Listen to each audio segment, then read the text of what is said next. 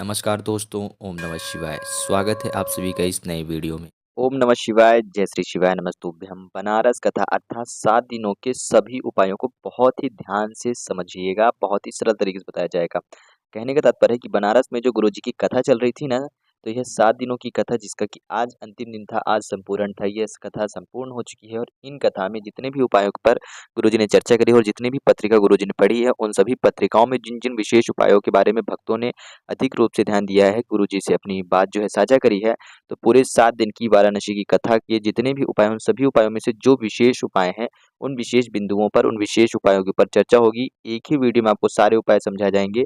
मुख्य रूप से ऐसे कौन-कौन से वह उपाय हैं जिनके ऊपर विशेष रूप से चर्चा होगी, जो हमारे व्यापार, बच्चे या फिर हमारे घर परिवार में बीमारी हो, धन की कोई समस्या हो या फिर इच्छा मनोकामना से यानी कि इन सभी से संबंधित और ऐसे कौन-कौन से 4 विशेष उपाय हैं जिनके बारे में गुरुजी ने 7 दिनों की कथा में भी विशेष रूप से चर्चा करी थी और वे कौन-कौन से उपाय हैं, संपूर्ण जानकारी जानेंगे बनारस की चल रही कथा जो कि समाप्त हुई है। तो कैसे करेंगे, किस क्रियानुसार करेंगे सभी उपायों में, सारी चर्चाएँ चलिए जानते हैं और समझते हैं। गुरुजी की कृपा एवं उसी उन्हीं के आदेशानुसार आइए आगे बढ़ते हैं।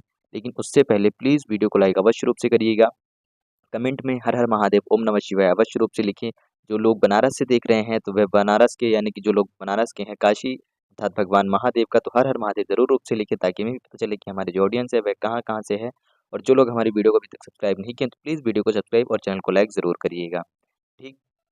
अब हम ध्यान देते हैं कि आप बात करते हैं अपने पहले उपाय की। तो वैसे तो बनारस की जो कथा थी वह 7 दिनों की कथा थी और इन 7 दिनों की कथा में गुरुजी ने बहुत सारे उपायों की चर्चा करी है और कुछ-कुछ ऐसे विशेष उपाय हैं जिनको गुरुजी ने पत्रिका में पढ़ कर के उनके भक्तों ने उनसे साझा किए कि गुरुजी आपकी कृपा से, आपकी आशीर्वाद से हमने इन उपायों को सच्ची निष्ठा, सच्ची भक्ति के साथ करा जिससे कि महादेव की कृपा से हमारे ये उपाय जो हमारे ये जो कार्य है वह सफल हुए। तो हम उनमें से भी कुछ विशेष उपाय लाए हैं गुरुजी के आदेशानुसार, उनको भी आप सभी से बताएँगे। तो हम बात करें सबसे पहले उपाय की तो यह होती है हम सभी की कोई भी इच्छा मनोकामना हो किसी भी व्यक्ति के लिए इस उपाय को करने के लिए पहला उपाय है जिसका एक विशेष नियम होता है कि इस उपाय को हम सभी को केवल और केवल प्रदोष के दिन पर करना चाहिए अर्थात प्रदोष के दिन करेंगे इस उपाय को और इस उपाय को हम प्रदोष के दिन पे 2 दिन पर यानी कि 2 प्रदोषों को करेंगे कितने 2 प्रदोष लगातार करना है और केवल प्रदोष के दिन पर ही करेंगे इस उपाय को। तो अभी हम सभी की 1 से 2 दिन बाद प्रदोष तिथि पड़ रही है तो इस दिन ज़रूर करिएगा और फिर अगली प्रदोष आप सभी की अगले महीने में पड़ेगी अर्थात दिसंबर के महीने में। तो आप करेंगे तो आपकी जो भी इच्छा मनोकामना है वह अवश्य रूप से परिपूर्ण होगी। पहला उपाय क्या था, किस लिए करना है, कब करना है, इसके बारे में जान लिया। प्रदोष तिथि यानी कि सुबह से लेकर शाम तक। अब इसमें कौन-कौन सी चीज़ें प्रयोग होंगी, कितनी? यहाँ पर आप सभी को 3 बेलपत्री हो दिख रही हैं और आप सभी समझ रहे होंगे या फिर अब प्रयास कर रहे होंगे सोचने का कि हो सकता है भैया बताने वाले हैं कि 3 बेलपत्री को प्रयोग करना है, नहीं। आपको 3 से अधिक बेलपत्री लेनी है, साथ में 1 लोटा शुद्ध जल तो लोगे ही आप तांबे के लोटे में, ठीक है? लेकिन 3 से अधिक कितनी बेलपत्री लोगे 3 से अधिक? 12 बेलपत्रियाँ लेनी है। टोटल कितनी 12 बेलपत्रियाँ लेंगे। आपको यहाँ पर 3 बेलपत्रियाँ इसलिए दिखाई जा रही है कि 3 बेलपत्रियों का आपका एक सेट होगा। यानी कि एक बेलपत्री में 3, फिर दूसरी में भी 3, ठीक है? तीसरी बेलपत्री का जो सेट है यानी कि तीसरा जो गच्छा है, तीसरा जो बंडल है उसमें भी 3 और चौथी जो है उसमें भी 3 यानी कि आपको 4 बंडल ऐसे तैयार करने हैं। कितनी बेलपत्रियों के? सभी में आपको 3-3 बेलपत्रियाँ रखनी है। ध्यान दीजिएगा कि यानी कि इन सभी में आपकी जो है 3-3 बेलपत्रियाँ रहेंगी। यदि 4 आपके ऐसे बंडल तैयार हो जाएँगे 3-3 पत्तियों के तो टोटल कितने होंगे? आपके 12 बेलपत्र। इस प्रकार से आपको 4 बंडल तैयार करने हैं, 3-3 बेलपत्रियों के 12 बेलपत्री लेनी है। कितनी बेलपत्री लेनी है? 12 ठीक। कितने कितने-कितने के सेट बनाओगे आप? 3-3 पत्तियों का सेट बनाओगे। एक सेट में 3 बेलपत्तियाँ रहेंगी, समझ गए? अब इनको बाँधने के लिए आप कैसे बनाओगे? तो आपको इसमें क्या करना है कि जो देखते होगे आपकी वट वृक्ष में या पीपल के वृक्ष में जिस धागे का हम प्रयोग करते हैं, जिस धागे का प्रयोग वृक्ष में किया जाता है यानी कि कच्चे सूत का जो हमारी माताएँ बहनें पूजा अर्चन में करती हैं, फेरा लगाते वक़्त यानी परिक्रमा करते वक़्त वृक्ष की उसमें बाँधती हैं, वही धागा जो कच्चे सूत का हमें साधारण रूप से किसी भी पूजा घर में मिल जाएगा, उसी धागे से इन तीनों बेलपत्रियों को एक साथ सफ़ेद यानी कि श्वेत रंग के धागे से हम सभी को बाँध देना है। अच्छे से बाँध देने के बाद हम सभी का एक बंडल तैयार हो गया, ऐसे ही दूसरा बंडल भी तैयार करेंगे 3 बेलपत्रियों का, 4 बंडल तैयार कर लिया। 1 लोटा शुद्ध जल ले लिया। इसको लेकर कहाँ पहुँचेंगे? प्रदोष की तिथि में, प्रदोष के दिन पर भगवान शिव जी के मंदिर। अब यह 4 बंडल का सेट 3-3 पत्तियों का है, 4 सेट हैं, ठीक? शिव जी के शिवलिंग पर समर्पित करेंगे, माता शोक सुंदरी के स्थान पर। कैसे? माता जगत जननी जी के हस्तकमल के स्थान से प्रारंभ करेंगे और माता शोक सुंदरी जी का ये जो जलाधारी का अंतिम छोर होता है, यहाँ पर समापन करेंगे। ये हम सभी का पहला, दूसरा, तीसरा और चौथा ऐसे 4 सेट समर्पित करेंगे। महादेव जी का कोई सा भी नाम लेते हुए ओम नमः शिवाय, श्री शिवाय नमस्तुभ्यम का समर्पित कर दिया है 4 सेट। इसके बाद यह 1 लोटा शुद्ध जल अपने दोनों हथेलियों से पकड़िएगा, अपनी प्रार्थना याचना कहिएगा, जो भी आपकी विनती है भगवान शिव जी को याद करेंगे, माता पार्वती को याद करेंगे, भगवान गणेश जी को याद करेंगे, ठीक है? भगवान कार्तिक को याद करेंगे, माता शोक सुंदरी जी को याद करेंगे, उनके संपूर्ण परिवार को याद करेंगे, अंत में नंदी जी को भी यहाँ पर याद करना है और अपनी वेदना, अपनी प्रार्थना, अपनी याचना, अपनी परिस्थिति, अपनी परेशानी महादेव जी से कहनी है। जिस भी इच्छा, जिस भी कार्य को लेकर के आपकी जो भी इच्छा है, जिसको आप परिपूर्ण करना चाहते हैं, जल्द से जल्द उसके लिए प्रार्थना याचना करके आपको संपूर्ण 1 लोटा शुद्ध जल भगवान शिव जी की शिवलिंग पर समर्पित कर देना है। किस दिन? प्रदोष के दिन पर। प्रदोष के दिन पर सुबह से लेकर के शाम तक, प्रदोष काल के बाद भी आप इस प्रयोग कर सकते हैं और वहाँ से आप चले आएँगे। ना आपको बेलपत्री लेकर जानी है, ना जल लेकर के जाना है, केवल इतना ही करना है। यदि आप इतना करते हैं तो आपकी जो इच्छा है, आपकी जो कार्य है, वह अवश्य रूप से परिपूर्ण होते हैं। यह था हम सभी का पहला उपाय, जो कि गुरु जी ने बनारस की कथा में, वाराणसी की कथा में, 7 दिनों की कथा में, जिस पर गुरु जी ने सबसे ज़्यादा जोर दिया था कि किसी भी प्रकार की कोई भी इच्छा हो, कोई भी व्यक्ति हो, देखिए हमारी इच्छा अलग हो सकती है, आपकी अलग हो सकती है।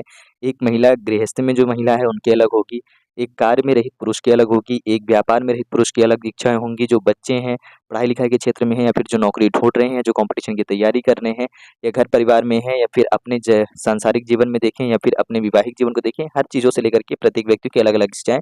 आपकी किसी प्रकार की कोई भी इच्छा हो उसके लिए आप इस प्रकार से प्रार्थना याचना कर सकते हैं, 2 प्रदोष लगातार करना है। ये हो गया हम सभी का पहला उपाय। बात करते हैं हम अपने दूसरे उपाय की, ठीक है?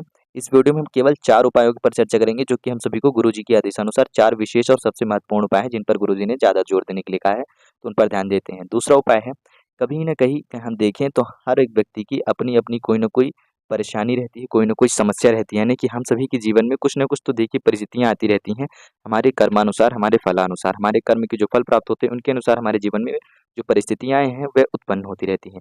उसके अनुसार सभी व्यक्तियों की अपनी-अपनी अलग-अलग परेशानी है, अपने-अपने संकट है, अपने-अपने कष्ट हैं।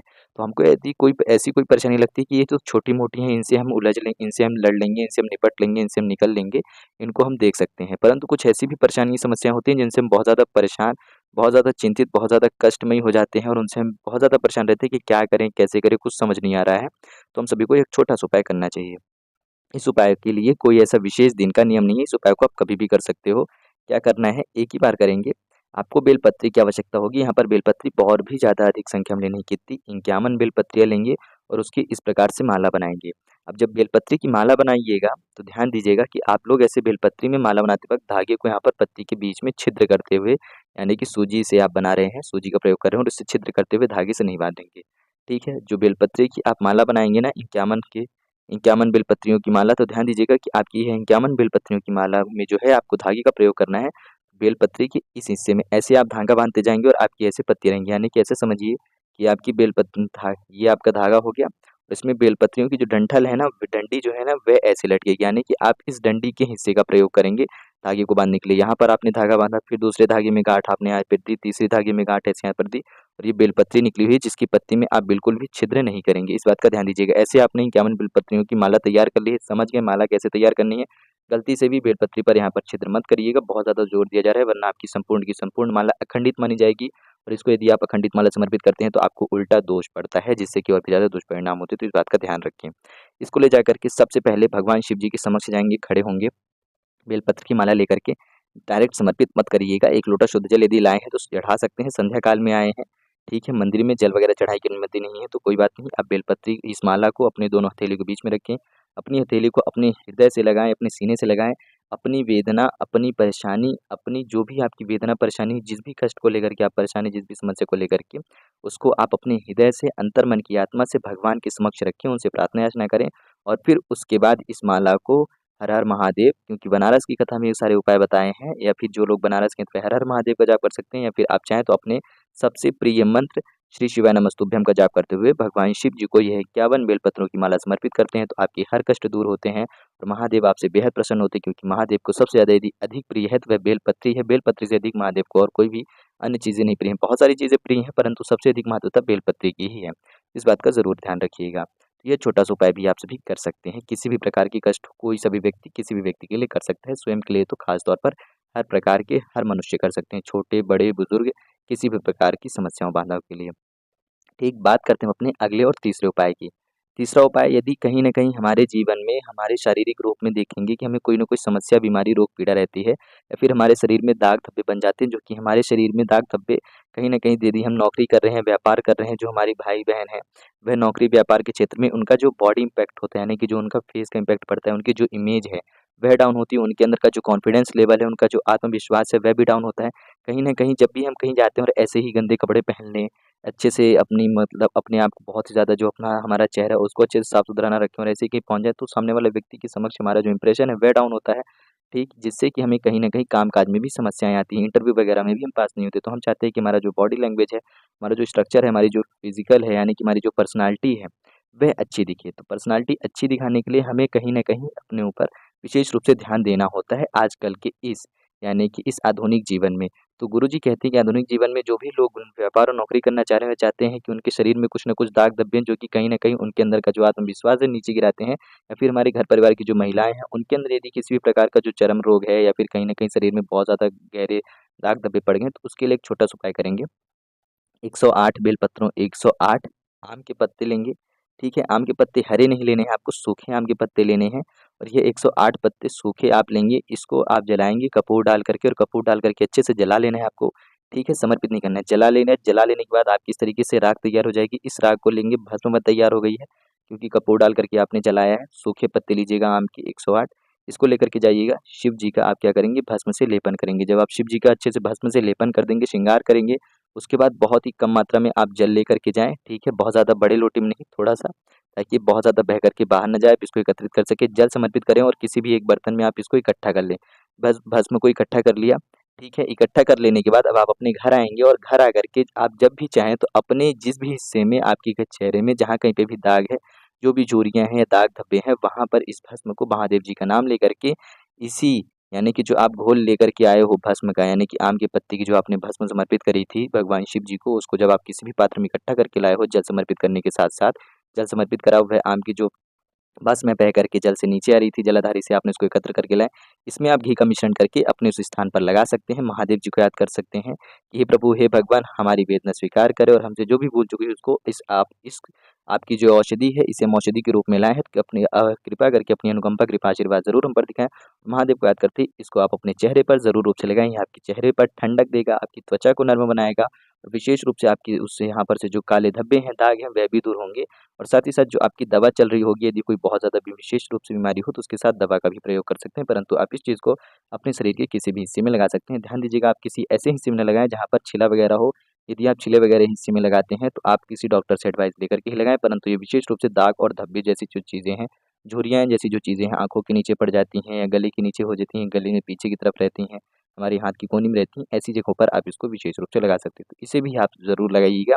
इस उपाय का जो वर्णन है गुरुजी के एक भक्त ने अपनी पत्रिका में करा था, इसलिए इस उपाय को आप सभी को बताया गया है। मुख्य रूप से हमारी जो माताएँ-बहनें हैं, जो हमारे भाई-बहन हैं, विशेष रूप से उनकी समस्याएँ होती हैं, उनके व्यापार में, उनके व्यावहारिक जीवन में यानी कि उनको समाज में कहीं न कहीं इन सभी चीज़ों से यदि यानी कि उनका चेहरा सुंदर ना हो तो गलत इम्पैक्ट पड़ता है और उनकी जो आत्मनिर्भर है, वह भी डाउन होता है। इस पर ज़रूर ध्यान दीजिएगा।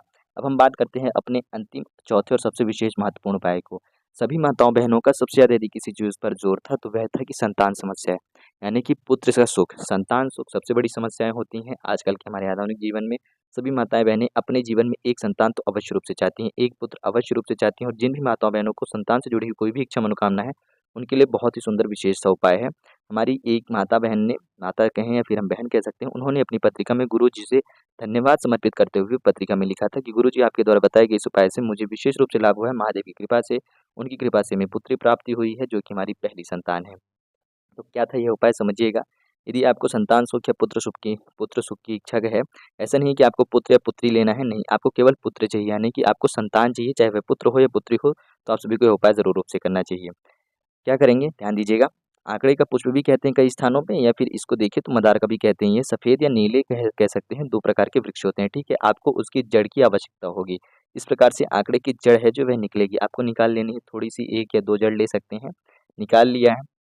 इसको लेकर के शिव जी के मंदिर जाइएगा। शिव जी के मंदिर जब आप पहुँचेंगे तो वहाँ पर जैसे ही आप शिव जी के मंदिर जाते हैं, तो आप देखेंगे कि शिव जी के मंदिर में आप यह आंकड़े की जल लेकर के जाएँ, साथ में 1 लोटा शुद्ध जल, 1 लोटे शुद्ध जल से भगवान शिव जी की शिवलिंग का अभिषेक करें।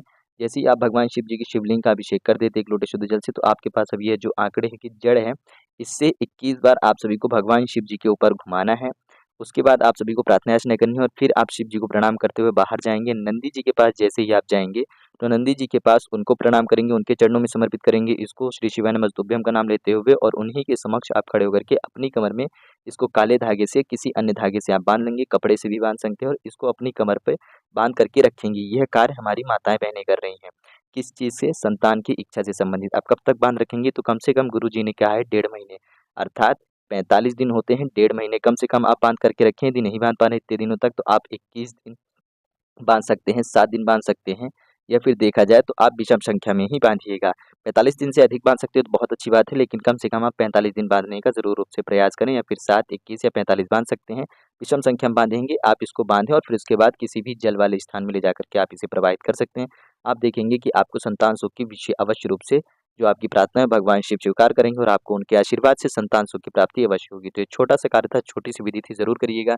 इस उपाय की विशेष रूप से चर्चा आप सभी के समक्ष पहली बार रखा गया है। और इस उपाय की चर्चा जो है गुरुजी अपनी कथा में करते थे, और इस उपाय का विशेष रूप से यदि किसी महिला ने धन्यवाद दिया है तो आप वाराणसी की कथा हमारे जिन भी भक्तों ने पूरी सुनी होगी तो उनको बहुत अच्छे से पता होगा इस कथा के इस उपाय के बारे में।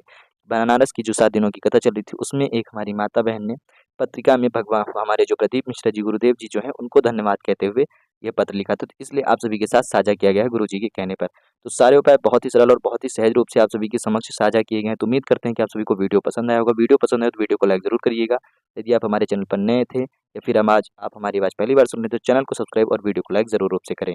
जय श्री शिवाय नमस्तुभ्यम, हर हर महादेव, ओम नमः शिवाय।